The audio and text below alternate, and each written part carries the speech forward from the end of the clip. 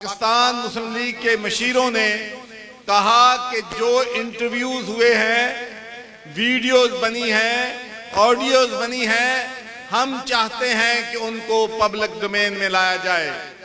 तो मैं सबसे पहला शख्स था जिसने ट्वीट किया कि मुस्लिम लीग नून का मुतालबा हम मानते हैं कि तमाम वीडियोस को, तमाम रिकॉर्ड को पब्लिक डोमेन में लाना चाहिए।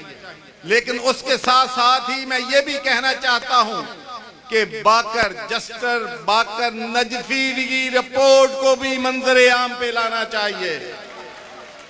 क्या वजह है कि उस रिपोर्ट को अलमारी में रखा गया है? और हम सब का मुतालबा है, और मैं आपसे भी कहता हूं कि हाथ खड़े करें जो चाहते हैं कि बाकर नजफी की रिपोर्ट शाये होनी चाहिए। आप सबको मैं अपनी जानिब से, MQM पाकिस्तान की जानिब से एक बार फिर इस बात की यकीन दहानी कराना चाहता हूं, और जहां जहां तक ये आवाज पहुंच रही है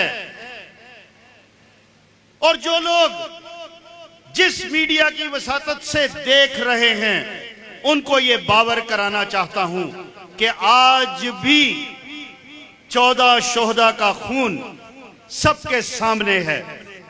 और ये जो लिखा है